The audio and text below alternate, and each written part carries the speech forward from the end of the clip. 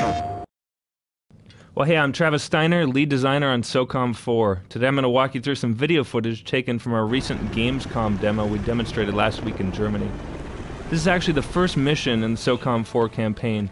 Here you see our main character, known as the Operations Commander. And those are two of the teammates you'll have in the campaign, Wells and Schweitzer. But sir, there's no activity of any kind in that area. Now on the left there we see 45. She's a member of the South Korean Special Forces unit who joins your fire team in a later mission. Here she's having an argument with Gorman. He is the intelligence officer who's overseeing all operations in the area. We really wanted to put a lot more focus on cinematic storytelling in this SOCOM. I think we've been able to pull off a great deal of fidelity while still keeping all of the cinemas real-time in-engine. The team here at Zipper and Sony have worked really hard on this, and I think it's really paying off. Yes. Dismissed. Now, as you can see, 45 has a little bit of trouble with authority. She's a bit of a wild card. Make sure you stab him with it. Ops Commander, on the other hand, is strictly down to business. He's focused on the mission and doing whatever it takes to get the job done. Scheduled to arrive for another 3 hours. I'll be honest with you, I'm not happy to see you here. Pray to God we don't need you. Were you briefed on the plane? Over 16 vessels have been hijacked within the last 10 months, including several vessels under contract to Clawhammer Security for protection. So on the SOCOM blog, someone once asked if the game will have any tie-ins to previous SOCOM titles. Some of you may remember Clawhammer from SOCOM Combined Assault and Fireteam Bravo 2. So they'll be making an appearance again in this SOCOM title. We're here to prevent that. Isn't that what Clawhammer's being paid to do? These private security firms can't get their shit together. They're pulling out before they lose any more money in the region.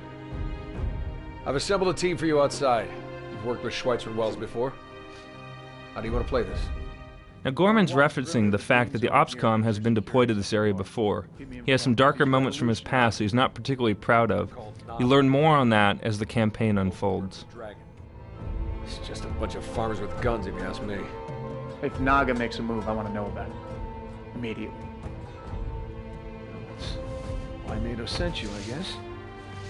After all, nobody knows these people better than you, right? I'll be running things from this command center. Check back at 0600. Dismissed. So again, you start the campaign with just 2 teammates, but we expand to 2 more later on. In total, your fire team becomes a 5-man group as opposed to the 4-man teams we had in the previous titles. So we flash forward here a couple hours. Naga has just unleashed attacks throughout the city. The fire team is evacuating this embassy. Just like fucking Saigon.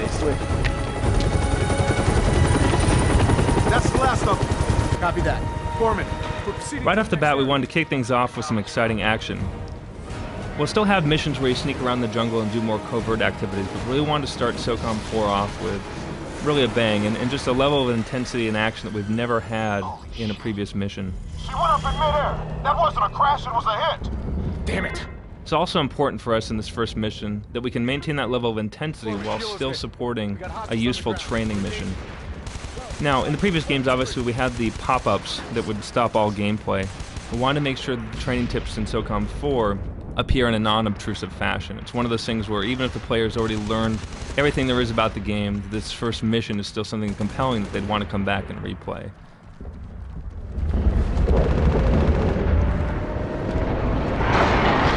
So here we have Naga forces storming the embassy grounds. You can throw grenades 2 different ways in SOCOM 4. You can either use a quick throw by just tapping the trigger button, or you can actually hold it down and generate a trajectory arc like we had in the previous titles. I think in most cases the quick throw works really well. You just simply point in a part of the environment and it will go where your reticle is pointing. But then for other situations, like maybe getting it through a window or getting on top of a roof, that's where the grenade arc really comes in handy. So here I'm going to leverage our new quick command, team command system. Right now I just have blue team with me, so I just simply tap D-pad left and it will order my teammates to move up ahead. Again, later on when you get gold team, you'll be able to use D-pad right to command them as well.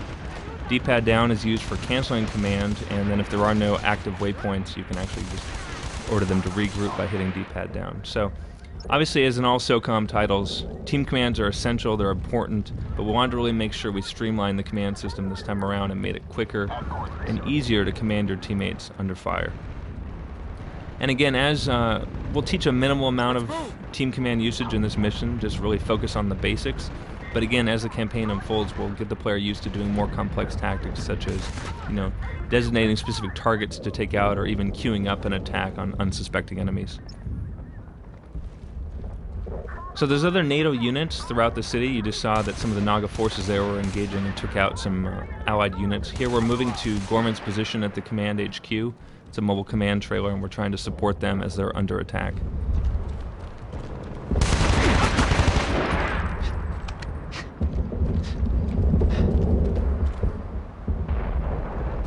All teams to me. Moving to you, sir. So again, you see there a ship there in the distance. There's also a fleet of naval ships, allied ships offshore, and they're under attack as well. I can't reach your position. We'll cover from above. So down below there, you'll see NATO forces defending the mobile HQ, and then down below us, a little further, we're going to see some Naga forces led by an enemy commander initiating an attack and basically wiping them out. So this is where we'll teach the player how to zoom in with their weapon and take out enemies from longer range. And we have a lot of destructible aspects to the Socom 4 environment. So see, here's a lava grenade. Humvee there explodes. So everything from small arms fire all the way up to airstrikes will take out different parts of the environment. So things like cover, vehicles, and key parts of the environment. Really want to make sure when you enter a firefight and you engage the enemy that you don't leave that place the same, looking the same as when you entered it. We really want to show that devastation. So okay, Gorman's trailer just got taken out. Ops Commander is now talking to Oracle, who is basically the new HQ in Socom 4. She's on board one of those NATO ships offshore that's also under heavy fire. Now the dynamic between the player and HQ is a little different in this game. HQ now is basically there to serve for giving intel, as opposed to actually giving you your mission orders. Since OpsCom is the commander, he's the one calling the shots in the field. He's the one that will be designating what the objectives are and how to proceed through the missions. And Oracle's there just to basically supply information. Something else I want to take a moment to mention is that the nationality of Ops Commander and the initial teammates in Socom 4 will change depending on the region you play the game from. So in Germany, for example, they'll be playing as German Special Forces. In total, we have 12 international forces representative. They'll include American, British, Spanish, German, Italian, Korean, Polish, Russian, Portuguese, Dutch, and French. Okay, so now we have some enemy armor to deal with. We obviously don't have any heavy weapons on us, so we're actually going to call in support from that missile frigate offshore. We're going to laze the target here, and you'll actually see the missile launch from the ship and come and attack the target. Looks like we missed the first one, so got to time it out. Now, obviously, this, as the first mission here, this is a relatively easy one to do. It's really just about timing out where to hit the tank and anticipating where it's going to be moving to. In later missions, when we have these kind of moments, you'll actually be dealing with enemy infantry at the same time, so we really ramp up the difficulty. Oracle. All right, now that we've taken that out, the NATO ships are still being harassed by enemy artillery somewhere in the city. They don't know exactly where it is, so our next objective is to go find that enemy artillery and take it out. I'm on the fire.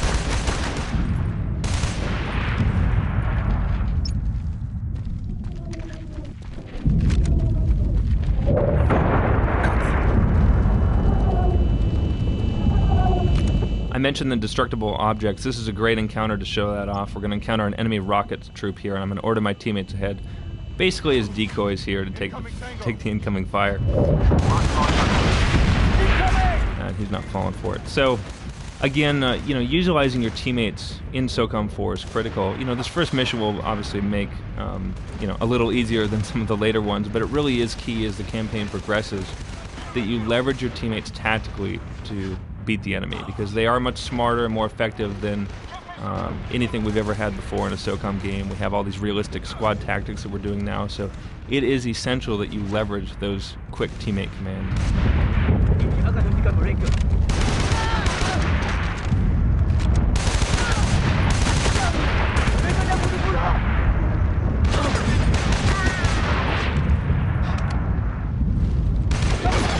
So again, as we move up here to clear out this section of the freeway, I'm going to order my teammates up ahead.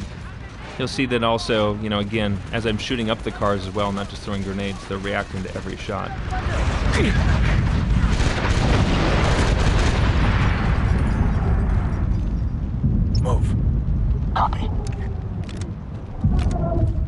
So again, a good tactic generally is to order your teammates to clear one side of the area, and then I'm going to proceed down the left-hand side. And you can see just when I leverage my teammates here in a situation like this, just how quickly the three of us are able to take out all those enemy forces. And again, later in the campaign, when we expand the squad to be a 5-man team, and we're encountering, tougher enemies, more enemies later in the game, again, that's going to be really essential. So again, as we come up on this next area, I want to stress again just the level of interactivity and immersion that we're trying to pull off in these Socom 4 environments. Again, I mentioned trying to portray a level unlike anything we've ever done before, so it's not just from an action standpoint, but just the scale and the setting of the environment. This dense city war zone is something that we're very excited to kick off the campaign with. So down below here we have some enemies that don't yet know we're here. I'm going to leverage my teammates here and try and sneak up on them while I provide high ground support.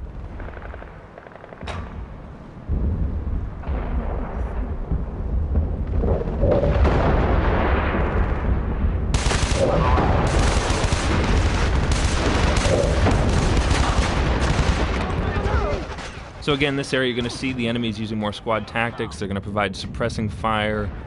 Their commanders are ordering them to do things like bound up from cover to cover. That's basically where one group of enemies will move from one cover object while the other one lays down suppressing fire.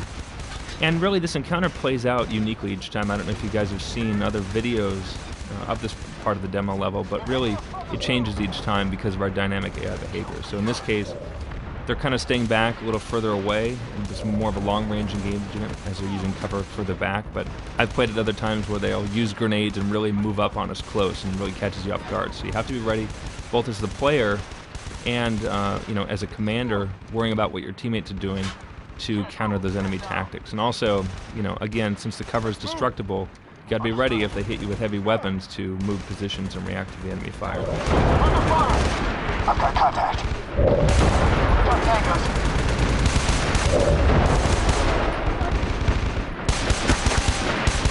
Hostile spotted.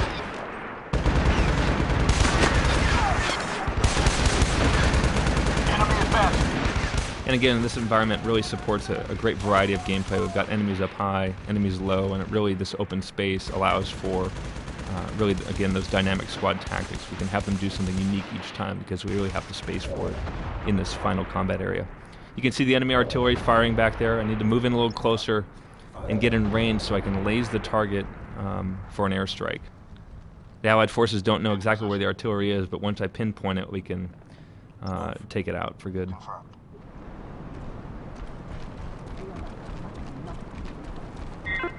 Commander, birds are in the air. Okay, now I'm in range. We got enemy reinforcements coming in. We got missile troops in there too, so I got to look out. They could take out my cover at any second here. You can see they just took out the cover, so I'm going to actually pull back and get in a more defensible position here where I can laze the target.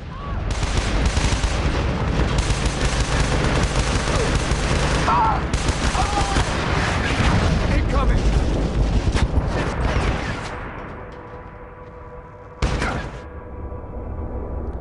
Okay, and that did the trick. We got Allied planes coming in to take out the target.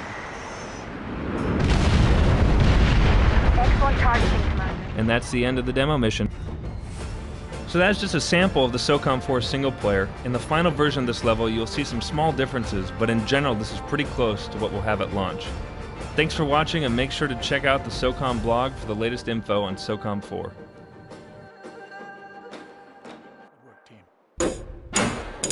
PlayStation